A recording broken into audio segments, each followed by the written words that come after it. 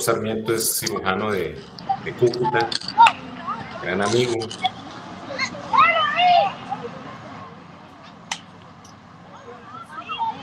Buenas noches a todos. Muchas gracias, Gabrielito. Buenas noches.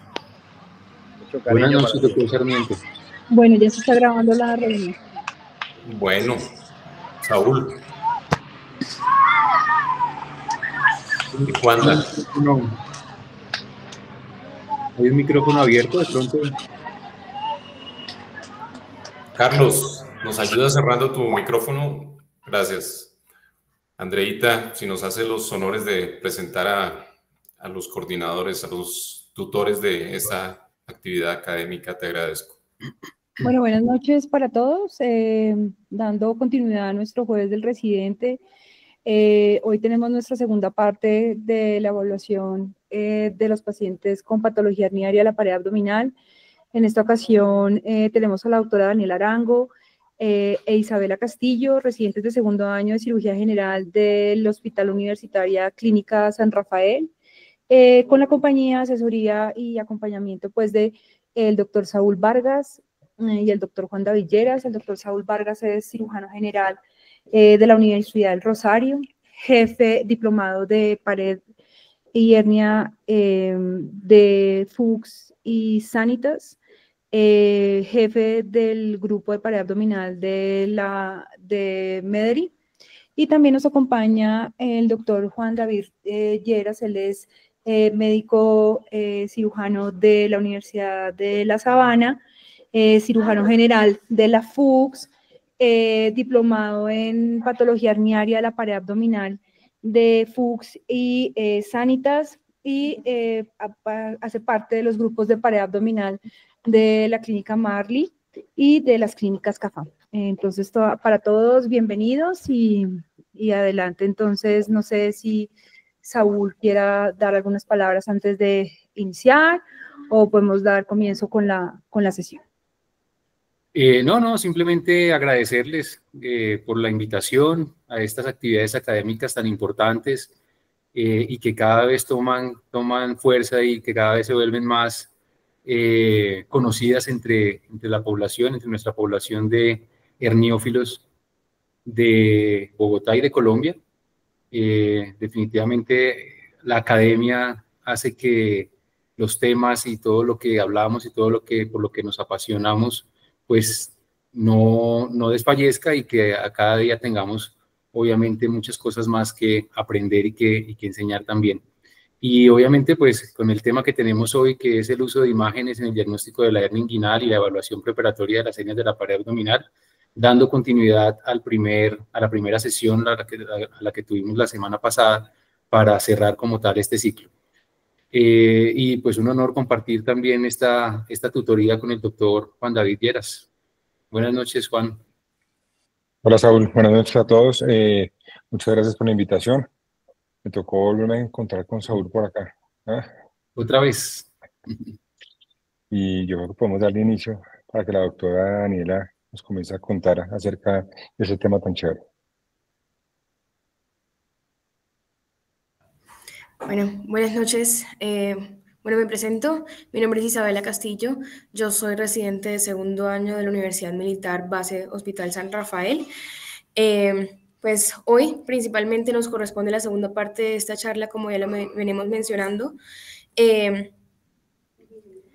Hoy vamos a hablar más que todo acerca de las hernias inguinales y el diagnóstico imagenológico. Entonces, como dando una introducción a esto, tenemos que pues las hernias inguinales tienen una aparición pues con una incidencia en los hombres más que todo de un 27 a un 43% y en las mujeres de un 3 a un 6% en la vida, teniendo en cuenta que las mujeres van a tener un 40% de la totalidad de las hernias que presentan en ellas van a ser femorales.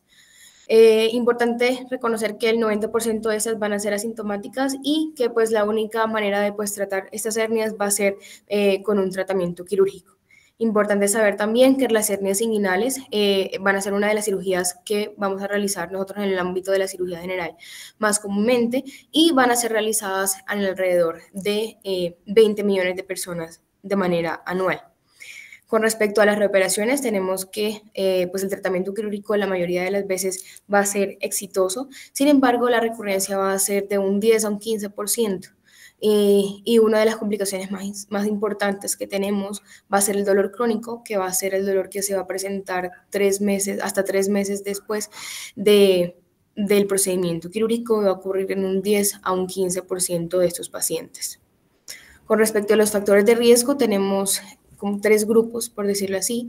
Primero, según el nivel de evidencia, estos van a ser los de nivel de evidencia alto, que van a ser la herencia, encabezando la lista, teniendo en cuenta que tener familiares de primer grado que tengan hernias inguinales, pues se ha visto que va a elevar la incidencia de presentar hernias a lo largo de la vida, en especial en las mujeres. Con respecto al género, tenemos que se ha visto que las hernias inguinales van a ser de 8 a 10 veces más frecuente en hombres. Y con respecto a la edad, teniendo en cuenta que en la edad pediátrica son más frecuentes las hernias indirectas y pues ya en edades más adultas, en alrededor de unos 70, 80 años, las hernias directas van a ser más frecuentes en este grupo etario. Con respecto al metabolismo del colágeno, tenemos que un radio del colágeno tipo 1, tipo 3, disminuido, también va a ser un factor predisponente importante en el desarrollo de las hernias a lo largo de la vida, y la historia de prostatectomía, más que todo, pues, abiertas.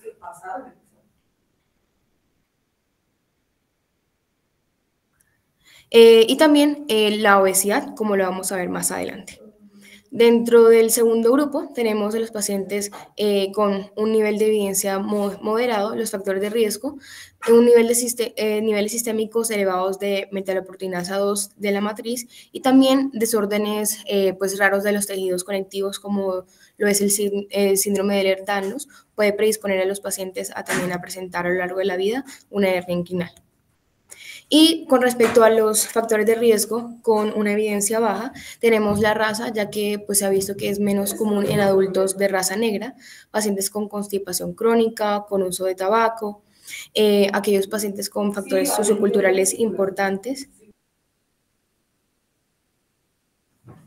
y pacientes también con enfermedad pulmonar como EPOC, y los pacientes con tos crónica, ya que esto puede aumentar el riesgo de la presencia de hernias inguinales. Con respecto a la clasificación de las mismas, tenemos que hay muchas clasificaciones de manera intraoperatoria, dentro de ellas el NIHUS, la clasificación de Gilbert, la clasificación de Stopa o el Benavit. Sin embargo, la Sociedad Europea de Hernias trató de juntar todas estas para unificar y que se hablara en un solo idioma, y dio a conocer la clasificación de la Sociedad Europea de Hernias, que es esta que tenemos acá. Entonces, ¿en qué consiste esta? Primero tenemos la P y la R, que pues va a depender si la hernia va a ser primaria o va a ser una recurrencia de una hernia primaria. Y segundo tenemos los números, siendo del 0 al 3 y siendo la X pues para clasificar las hernias que pues no se investigaron durante la cirugía. También tenemos, teniendo en cuenta el 0, que es una hernia que no va a tener hernia, así sea pues indirecta, directa o femoral. Y pues esta clasificación la podemos utilizar tanto en cirugías abiertas como en cirugías laparoscópicas. Cuando es cirugía abierta, tenemos como referencia un dedo, que va a ser la clasificación 1 o menor a 1.5. El 2 va a ser entre 1.5 y 3 o 2 dedos, y cuando vamos a poner 3 es cuando la hernia mide pues más de 3 centímetros o de 3 dedos. En caso tal de que se haga para cirugía laparoscópica, vamos a tener como referencia la apertura de las pinzas de la laparoscopia, ya que la apertura de una pinza pues van a ser más o menos en los 1.5 centímetros. Entonces, con respecto a las modalidades diagnósticas para las hernias inguinales, a diferencia de las hernias ventrales, tenemos que nosotros vamos a utilizar más que todo la historia clínica del paciente, lo que el paciente nos refiere, y el examen físico. Van a ser la clave o la llave para pues, el diagnóstico de una hernia inguinal. Sin embargo, pues entonces los pacientes que van a tener los signos clínicos claros, un bulto inguinal reductible, pues con un disconfort local a la maniobra de la reducción, pues prácticamente vamos a tener nuestro diagnóstico de hernia en este caso. Sin embargo, hay otros casos un poco pues, menos dicientes que pues, nos van a hacer buscar otras alternativas diagnósticas para lograr un diagnóstico adecuado de una hernia inguinal. Entonces tenemos la ecografía, que pues es la que va a estar más ampliamente disponible, la que más vamos a utilizar, pero también tenemos que tener en cuenta que tenemos otros métodos diagnósticos como son la resonancia magnética y la tomografía. Entonces, pero tenemos que tener en cuenta que la historia clínica y el examen físico nos van a brindar un valor predictivo positivo de un 95% al momento de hacer el diagnóstico. Y que pues solamente tenemos que utilizar imágenes diagnósticas cuando no tenemos certeza del diagnóstico.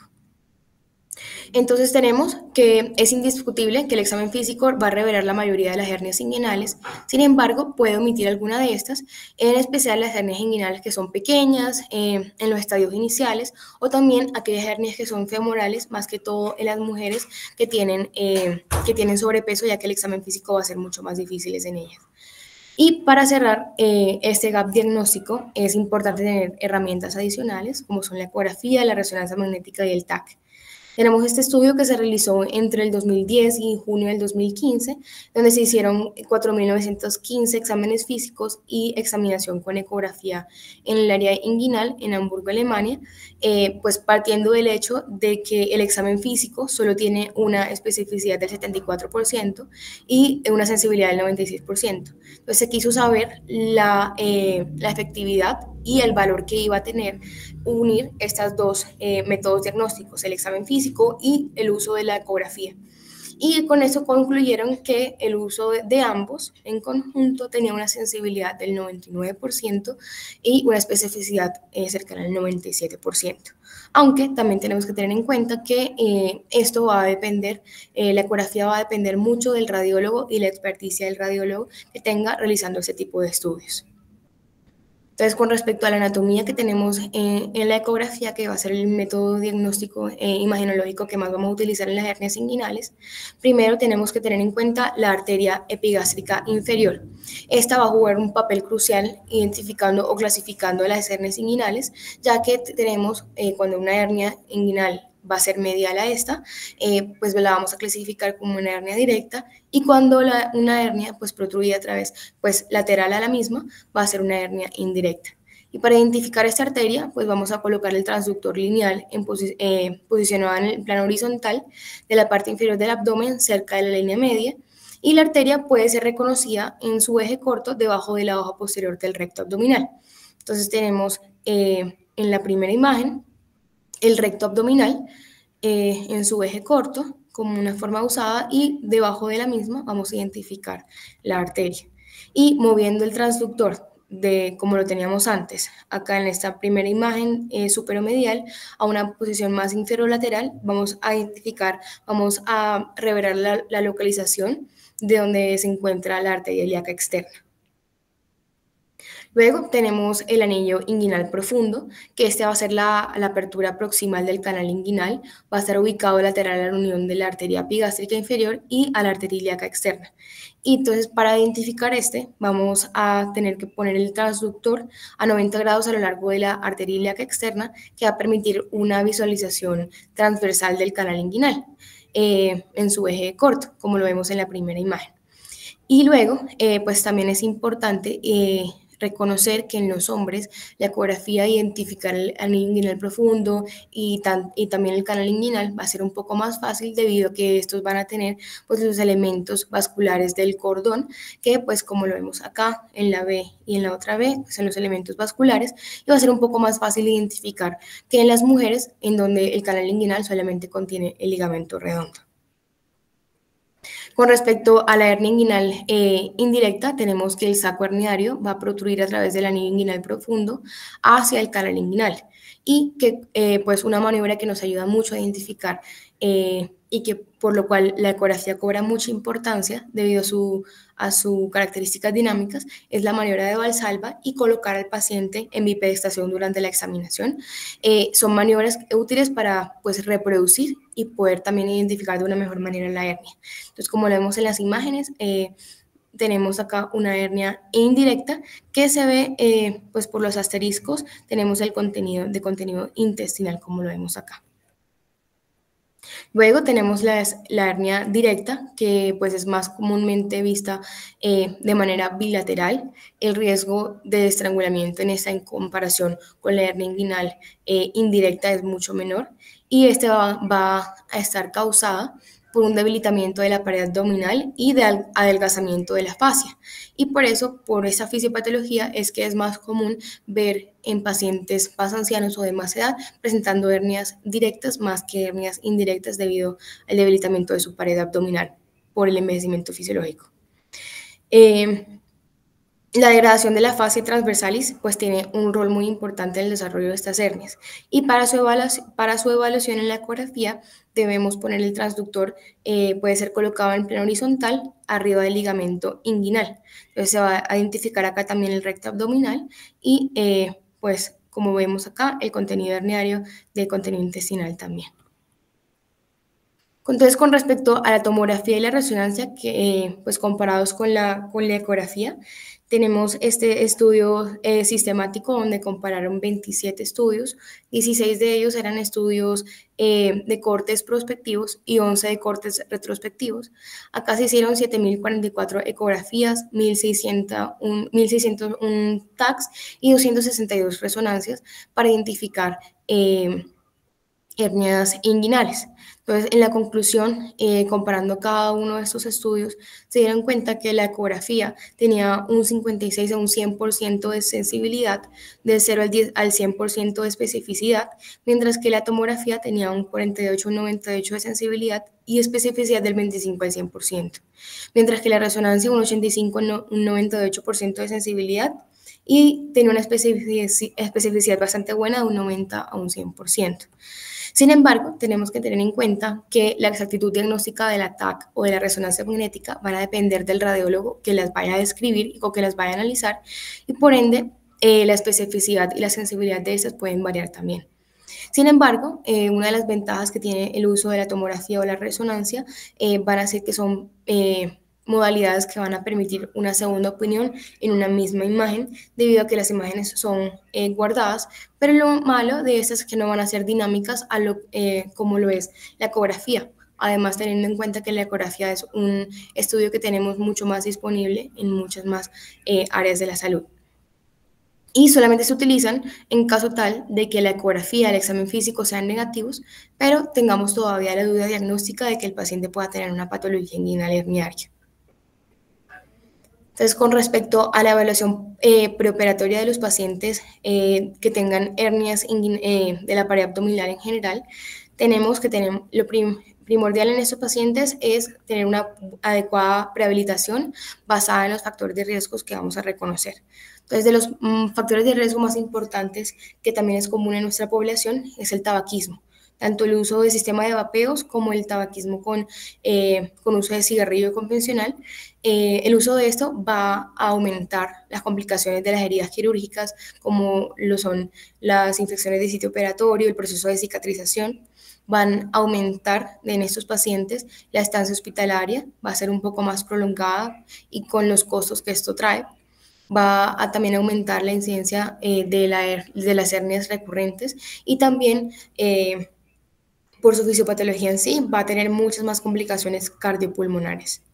Entonces, en estos pacientes, ¿qué es lo que nos recomiendan?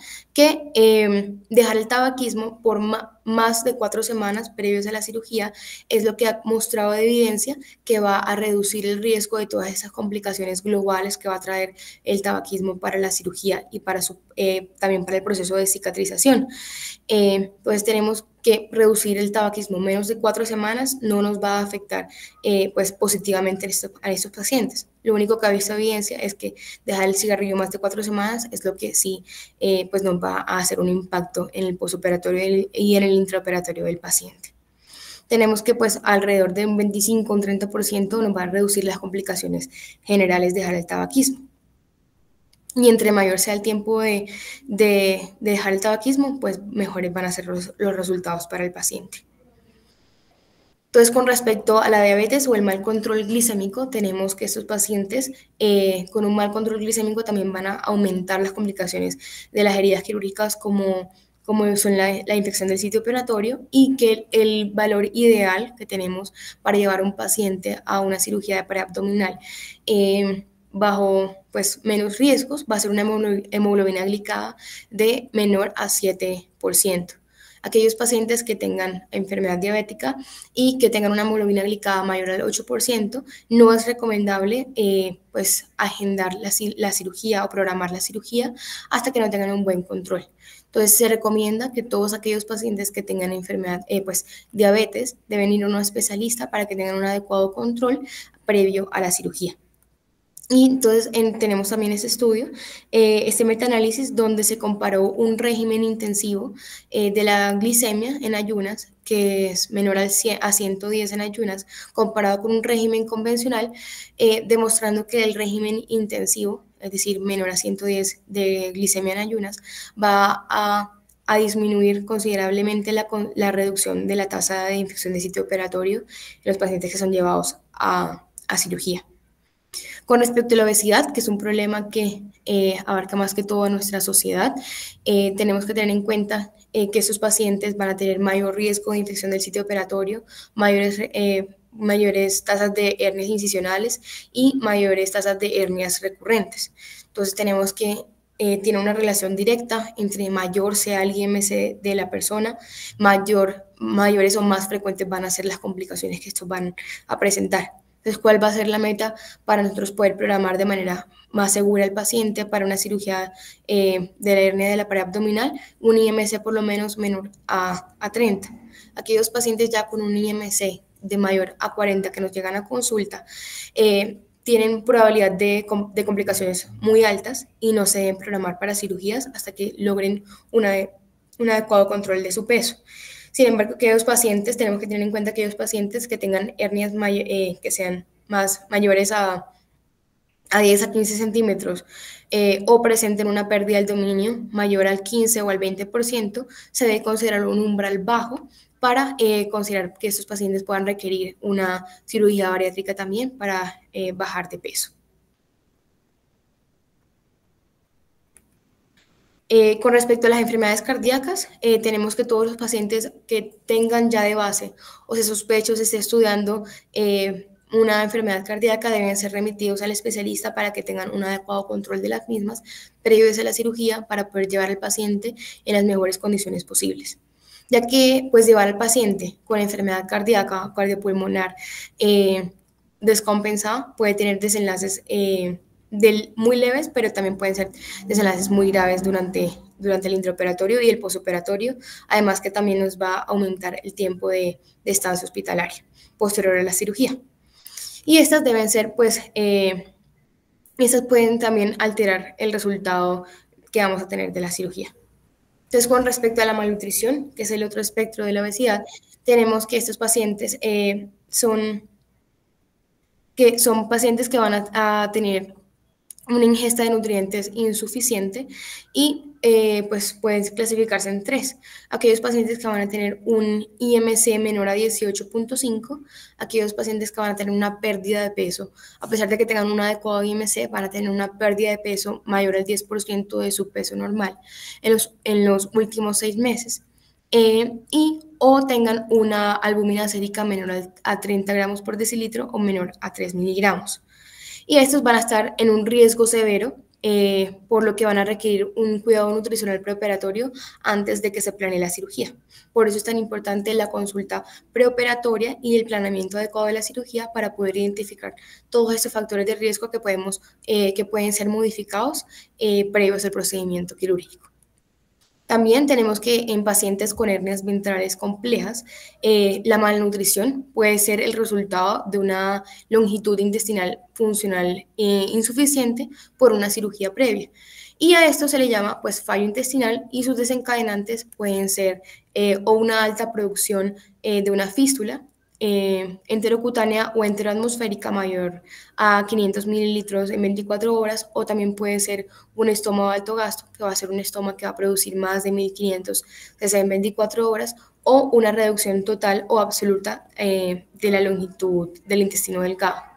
Estos pacientes es muy importante identificarlos y saber que se tienen que tratar en instituciones que puedan brindarles a estos pacientes un manejo multidisciplinario y también que puedan tener acceso en estas instituciones a nutrición parenteral y a cirugía también para pues, sus fístulas intestinales, más que la cirugía de su hernia ventral, que también pues, debe ser incluida dentro del manejo multidisciplinario. Entonces, con respecto, siguiendo hablando de la malnutrición, tenemos que tener en cuenta que cualquier cirugía de la pared abdominal o no, pues va a presentar un proceso traumático que va a generar un gasto calórico variable dependiendo pues, del tipo de cirugías que se vaya a hacer, que condiciona a un autoconsumo de las reservas que tiene el paciente, sus reservas endógenas, cuando el aporte externo no es administrado de una forma oportuna o adecuada. Y va a existir un aumento del consumo de los lípidos, va a haber un aumento del consumo de las proteínas y por lo contrario va a disminuir el consumo de los carbohidratos debido a que hay un alto consumo o una falta de disponibilidad de los carbohidratos en el momento. Tenemos también que tener en cuenta que la respuesta metabólica al estrés se va a componer de una gran cantidad de reacciones bioquímicas y de reacciones hormonales que van a preparar al organismo para toda esta agresión que en este caso va a ser la cirugía. Y una vez que el aporte exógeno pues, se agote, el cuerpo lo que va a hacer es, pues, va a activar el autoconsumo de manera inmediata.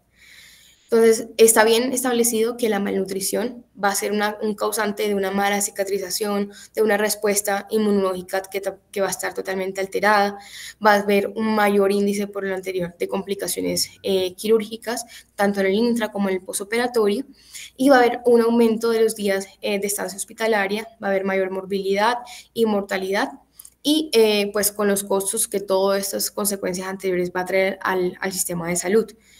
Y el adecuado aporte nutricio en el momento adecuado, es decir, previo a la cirugía o durante la cirugía y posterior a la cirugía, y en la cantidad correcta, va a lograr reducir todos estos factores de riesgo, todos esos desencadenantes que vamos a tener, incluso va a prevenir y va a favorecer una adecuada evolución hospitalaria del paciente. Entonces tenemos que la gran mayoría de los pacientes que son llevados a cirugía, que son estos pacientes que tienen hernias de la pared abdominal o hernias inguinales, van a padecer pues ayunos prolongados por una mala indicación desde el preoperatorio o también van a permanecer con ayunos prolongados por la reinstalación de la dieta posterior al procedimiento quirúrgico.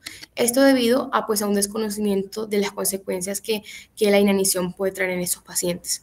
Entonces tenemos que la inanición simple o no complicada puede tener 3 fases. La primera fase va a comenzar del tercer al cuarto día, que va a haber un estado hipercatabólico con degradación del glucógeno hepático, va a haber degradación de las proteínas musculares y de los lípidos con un único fin, que va a ser formar energía en estos pacientes, ya que no están recibiendo energía de manera exógena. Y las reservas de glucógeno van a persistir de unas 12 a alrededor de 24 horas. Posteriormente inicia el catabolismo proteico por una gluconogénesis, logrando pérdidas de hasta 15 a 20 gramos por día, logrando en las próximas 2 a 3 semanas una pérdida de peso. En las próximas semanas logrando una pérdida de peso de alrededor de 2 a 3 kilogramos, que va a aumentar a medida que el proceso de inanición persiste. En la segunda fase va a ser de la segunda a la tercera semana, donde van a existir una disminución del catabolismo de las proteínas como se había pasado en la primera etapa, y va a disminuir, se inicia el uso de los triglicéridos para poder obtener energía en este periodo. Y si el ayuno va a persistir más de 3 semanas, es donde va a destacar más que todo la cetogénesis, y el riñón y el hígado van a comenzar el metabolismo activo, otorgándose a las cetonas como energía, ya no los carbohidratos ni los lípidos.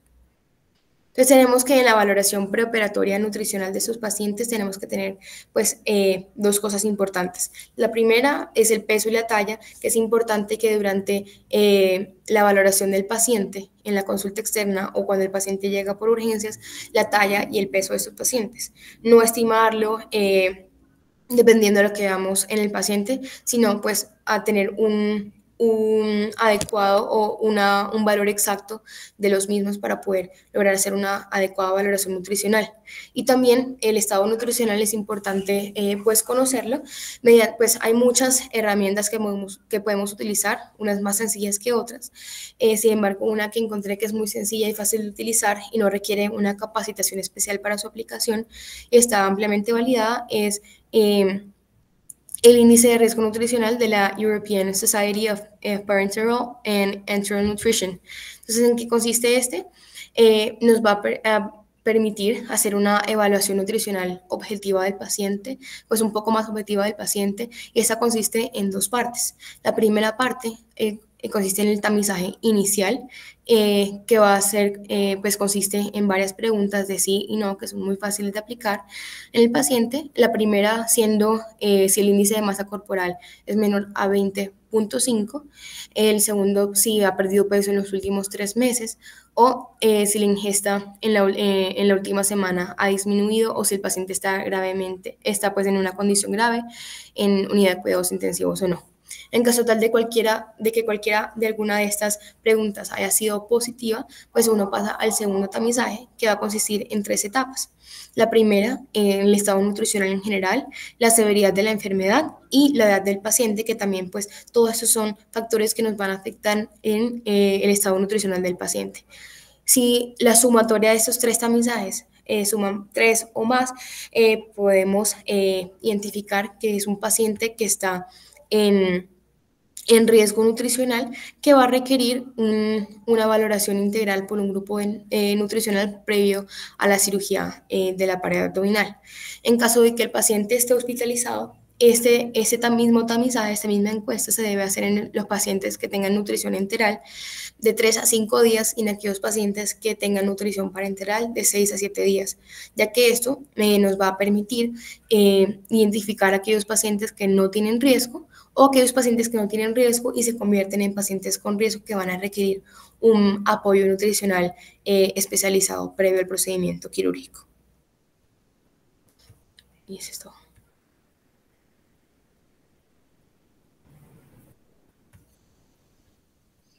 Bueno, doctora Isabela, muchísimas gracias. Una presentación con unos conceptos muy importantes y de muchísimo interés para nosotros, no solo para a los que nos gusta de pronto la pared abdominal y el tema de las hernias, sino pues en general para todos los cirujanos. Entonces, de verdad, pues felicitaciones, se tocaron aspectos muy importantes, básicos, pero muy y claves además a la hora de la atención de nuestros pacientes. Pues las hernias inguinales definitivamente el diagnóstico es clínico, pero no, ya todos sabemos que la ecografía y las imágenes diagnósticas no deben ser ajenas también al estudio como tal de los pacientes, y hoy en día pues con el concepto de POCUS los cirujanos tenemos que familiarizarnos y estar cada vez más y cada vez utilizar más pues la ecografía. Entonces no sé si de pronto alguien del público quisiera hacer alguna pregunta, o de pronto Juan David alguna opinión sobre la presentación. No, creo que estuvo pues, completa, digamos que para el tiempo y todo lo que tocaba abarcar, la doctora se desenvolvió bastante bien. Creo que hay que tener ahí unos conceptos claros. Creo que al principio hablamos algo de que la mayoría de las hernias son asintomáticas y que tocaba considerar cirugía, y digamos que hay un poco de controversia frente a esto. ¿Debemos operar las hernias asintomáticas? Entonces, no sé si de pronto entendí mal, doctora Isabela. No, doctor. Ok, ¿no debemos operarlas? Pues las hernias asintomáticas, la mayoría de veces cuando se identifican las hernias, pues se debe tener en cuenta no solamente el diagnóstico de la hernia como tal, sino las repercusiones que ésta pues, pueda tener o no en la vida del paciente, si está generando pues alguna limitación para su vida o no. Entonces ya serían sintomáticas. Entonces, digamos, el concepto grande que estamos manejando actualmente es tratar de evitar la cirugía en pacientes asintomáticos por el riesgo de dolor crónico asociado a la cirugía y otras complicaciones, a menos de que el paciente tenga algún factor de riesgo que nos lleve a hacer una cirugía antes, o que sea una hernia sintomática contralateral a una que uno va a operar que sí es sintomática. Entonces, en ese caso, en el mismo tiempo quirúrgico se podrá corregir. No sé qué opina el doctor Gabriel. Hola, Wanda. Sí, digamos que pues de una década hacia acá, los grupos suecos y finlandeses que pues tienen unas bases de datos muy sólidas han mostrado que en un grupo seleccionado de pacientes con hernias que son asintomáticas, ¿sí? La conducta de observar y esperar pues es una conducta válida en escenarios controlados, cuando el paciente pues tiene acceso a un sistema de salud rápido en caso de que se llegue a presentar pues algún tipo de cambio en el comportamiento de la hernia. Pero sí es una conducta aceptable y pues está soportada y fundamentada en lo que bien menciona Juan David. La tasa de dolor global posoperatorio, sí, es alrededor del 6%, ¿sí? Y pues si tenemos un paciente que tiene una hernia asintomática de un tamaño pequeño y llega a caer en ese grupo de dolor, pues ¿cómo le pone uno cara a ese paciente? ¿Sí? Entonces por eso hay que ser como muy selectivos y ajustados en el manejo de la hernia. Yo pienso que pues por la misma naturaleza de la enfermedad, como que los pacientes hacen esa selección y le evitan a uno el complique de decidir. A la consulta, personalmente a mí me llegan los pacientes filtrados, que son los pacientes o que están con dolor o que presentan un aumento de volumen considerable de la hernia entre una consulta y otra, ¿sí? Pero un paciente que me llega a mí, un paciente de tus 50 años con una hernia pequeña, reductible, que hace ejercicio, ¿sí? Que no refiere a ninguna molestia, yo lo aguanto. Entonces, muy al lugar la apreciación de Juan David. Bueno, completamente de acuerdo con el doctor Saúl. La ecografía que en algún momento fue satanizada por nosotros mismos ya ha pasado a un plano diferente. Tenemos, pues, y hemos estado entrenándonos en focus de pared abdominal, la ecografía dinámica en el consultorio ha cambiado el diagnóstico y en ese paciente obeso, difícil valoración, creo que, o en el que no es tan fácil palpar la hernia, es una herramienta indispensable. Muchos de nosotros que tenemos la posibilidad, incluso en el preoperatorio del paciente, de tener la ecografía para hacer cosas, pues nos hemos dado cuenta que ya pronto será nuestro próximo fonendoscopio.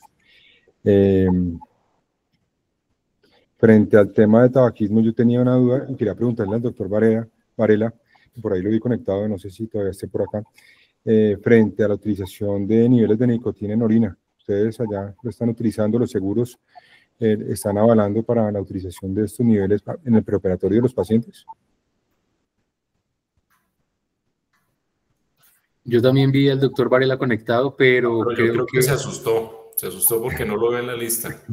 Sí, fue como que entró y salió. Sí, yo creo que en Colombia no lo estamos haciendo. Le creemos al paciente todavía cuando nos dice que ya dejó de fumar, pero sí, definitivamente es un factor que tenemos que controlar bien. Lo otro que hablaba la doctora que me llamó la atención fue el tema de la obesidad.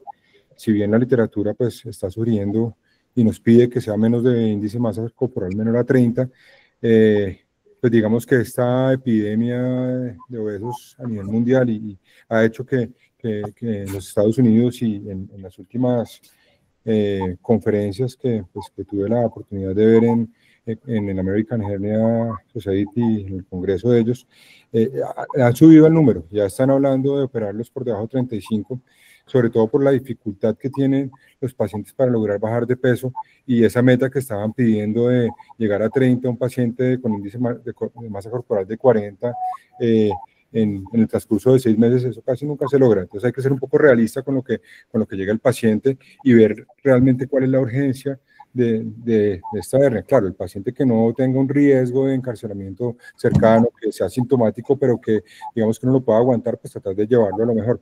Pero no puede ser en la obesidad, digamos que tan estricto y casi que estamos pensando que en esos pacientes muy obesos, que logremos bajar un 10% de su sobrepeso es suficiente para poder pensar en llevarlo a una cirugía cuando son muy sintomáticos. Sí, completamente de las pautas de las guías es esa, ¿sí? Operarlos hasta 30-35% de índice de masa corporal, entre 35 y 50 prepararlos, que es lo que mencionas tú, de buscar una pérdida significativa de peso alrededor del 10%, ¿sí? Eso pues está comprobado, está demostrado, varios estudios lo soportan, de que sí disminuye complicaciones, disminuye eventos del sitio operatorio, disminuye recurrencia, ¿sí? Entonces pues hay que tratar de comprometer a los pacientes. Digamos que eso aplica obviamente más para ventral, ¿sí? Pero en defectos inguinales también el sobrepeso es un problema. Sí, completamente de acuerdo, y lo hemos hablado también en varias reuniones. Definitivamente, si no operamos esos pacientes que tienen índices de masa corporal por encima de 35, igual nos van a llegar de pronto por urgencias complicados. Entonces, de acuerdo con Juan David, no hay que ser tan estrictos con esa medida. Definitivamente menos de 30 es casi que hoy en día irreal encontrar que todos lleguen menos de 30. Ojalá quisiéramos todos. No, pero sí llegan.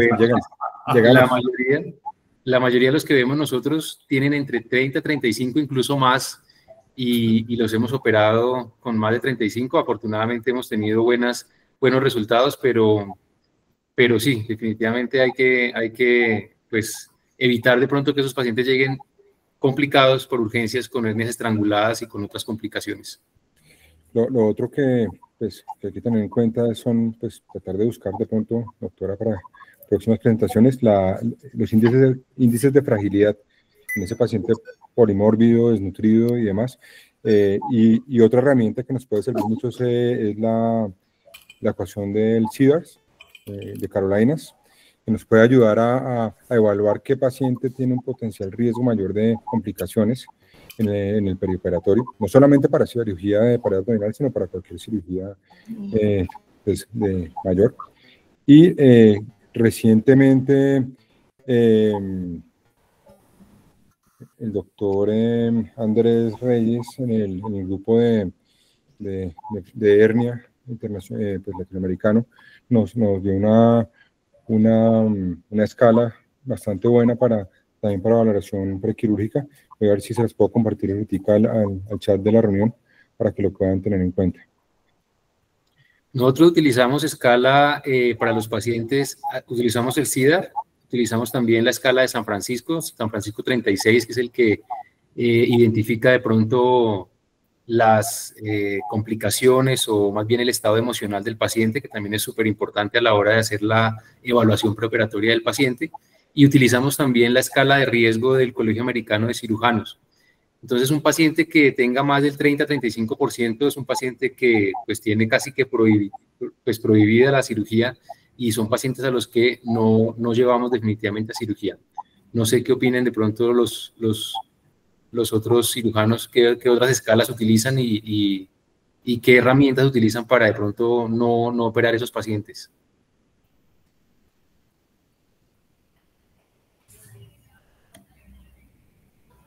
¿O no utilizan escalas? No, lo de las escalas pues es tratar de hacerlo objetivo, ¿sí? De la manera como más ajustada, pero a pesar del uso de las escalas, en esto es muy, muy importante la experiencia del olfato clínico, ¿sí? Ustedes dos mencionan pues la escala de las Carolinas, del CEDAR, pero pues esa escala lo que valora es complicaciones de la herida quirúrgica y costos, ¿sí? Pues, complicaciones del sitio operatorio y de los costos. La del Colegio Americano de Cirujanos pues es como más integral, pero es muy complicada y muy enredada para aplicarla, ¿sí? El SF36 pues me parece demasiado light, pero pues es muy válida. Sí, y esa sí es una escala validada, la del SF36. Todo esto, pues, podemos usarlo, es un ejercicio, pues, válido, pero, pues, es muy importante la experiencia, el olfato clínico, saber de pronto en qué paciente podemos tener dificultades e identificarlo desde el preoperatorio. Me dirás compartir en el chat una escala. Claro que sí. Muchas gracias, Wanda.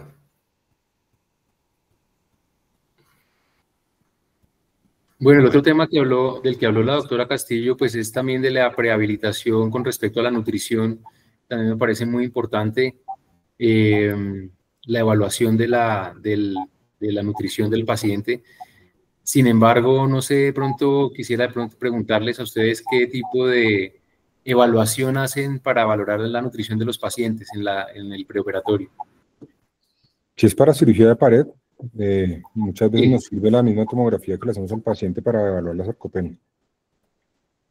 Y eso uno lo ve así al ojo, fácilmente con el grosor de los músculos, mirando el psoas, y eso ya le da una idea a uno de qué tanto debe prehabilitar ese paciente, tanto desde el punto de vista de terapia física y la parte nutricional. Pues yo invito de pronto a un experto en esa parte nutricional, a ver qué concepto nos puede dar el doctor García, Víctor Hugo.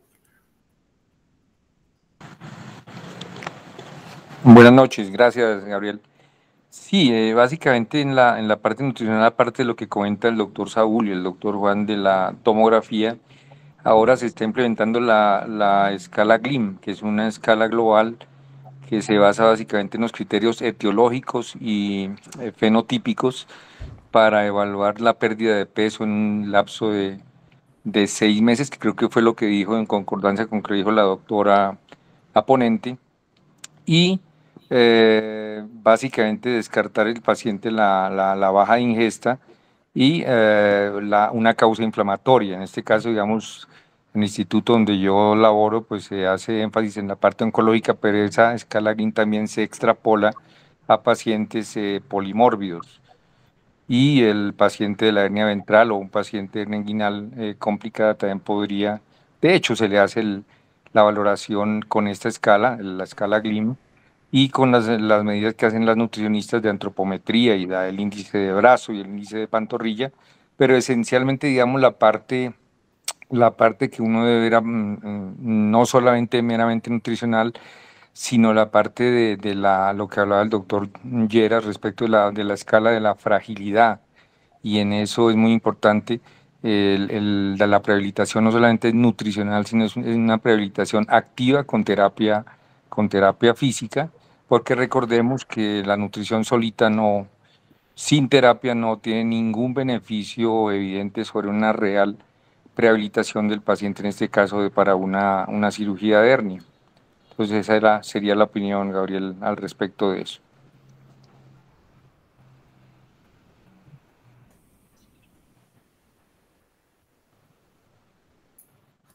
No, veo que no hay preguntas en el chat. No sé si hay comentarios, aportes adicionales. Yo de pronto querría comentar de la importancia de lo que la doctora, la ponente, habló, en principio el diagnóstico de la hernia es clínico, un diagnóstico eminentemente clínico, y la ecografía o las imágenes diagnósticas se dejan para casos que la clínica no sea clara o que uno como quisiera tenga una sospecha de algo asociado. Y eso al revés también es válido en el sentido que estamos viendo muchos pacientes que le llegan a uno ya con una ecografía, donde ya se ha hablado del el diagnóstico lo hace a veces una persona que ni siquiera es radiólogo, son ecografistas, y llega uno le ponen casi como contra la pared de que doctor, vengo a que me opere. Y esos son los pacientes que si uno no impone la lógica y el diagnóstico es clínico, entonces se mete, hace una cirugía y el paciente probablemente sea el escenario de una complicación y del dolor crónico que nos va, como decía Gabriela, a problemar con este tipo de pacientes. Entonces, aún con ecografía, aún con resonancia, aún con tomografía, el diagnóstico debe ser eminentemente clínico. Y es la clínica la que genera la solicitud de exámenes adicionales si es del caso. Ese es como el concepto que tengo respecto de eso. Gracias. Completamente de acuerdo. Sí, de acuerdo. Entonces este mensaje es como para los cirujanos jóvenes que tenemos acá, los residentes y los cirujanos en formación, porque, como decía el doctor en un webinar, nosotros los de ya más añitos tenemos como colmillo para eso y uno no se deja enredar del caso del paciente que casi lo presiona a uno. Básicamente uno genera eso, pero uno, si no tiene mucha experiencia, le hace caso al ecografista y ahí está el lío.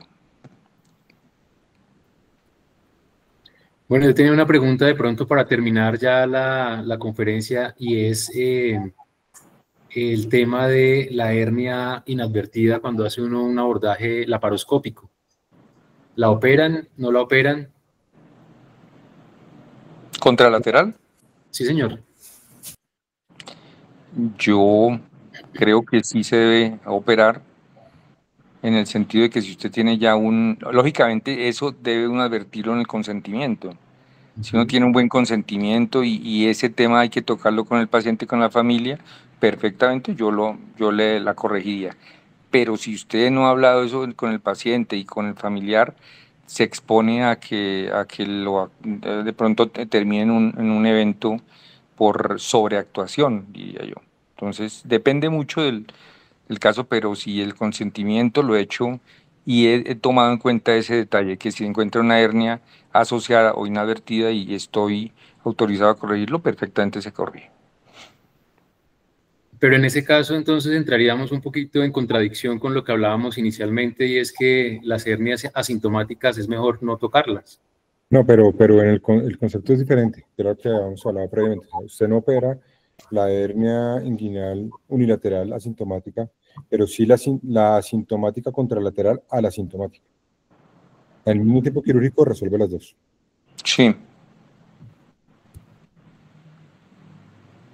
Pero hago nuevamente énfasis en que uno debe tener clarísima esa información para que familia y paciente, porque ustedes saben que hoy por hoy la situación es de que si me hizo algo que no informe, entonces me demandan.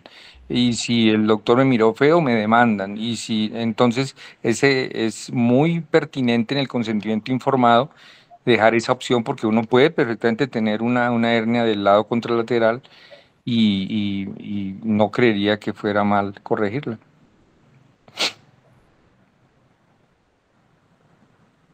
Ok. Gabriel, bueno, pues, no sé qué dice el doctor González.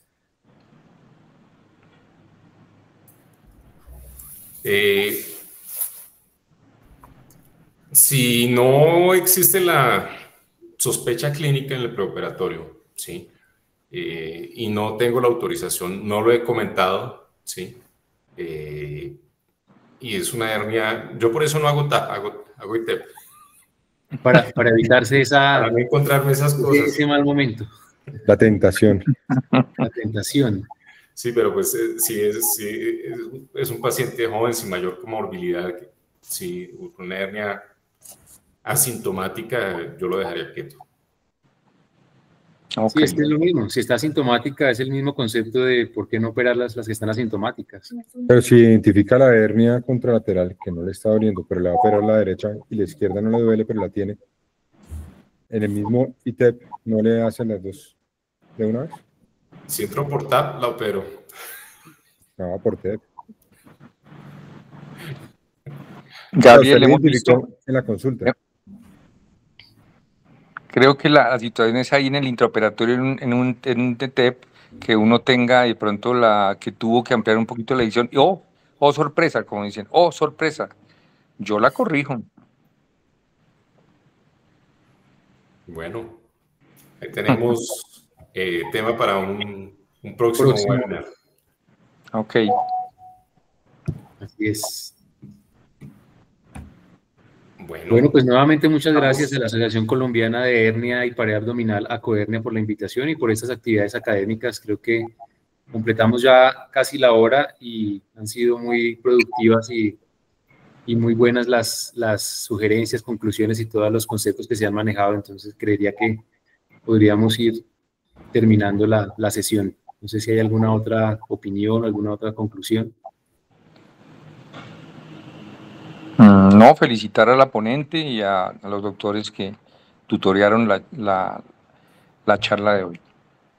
Sí, dar un agradecimiento especial a Saúl y a Juan David. Ellos no eran los docentes asignados inicialmente, pero por motivos de fuerza mayor nos vimos obligados a hacer un cambio de última hora, pero pues pusimos dos tutores de altos quilates con conocimiento del tema. Gracias, Juan. Gracias, Saúl. Muchísimas gracias a todos también. Bueno, Isabela, felicitaciones. Gracias por la invitación, que esté muy bien. Muchas gracias. Bueno, feliz noche. Hasta luego. Buenas noches a todos. Buenas noches.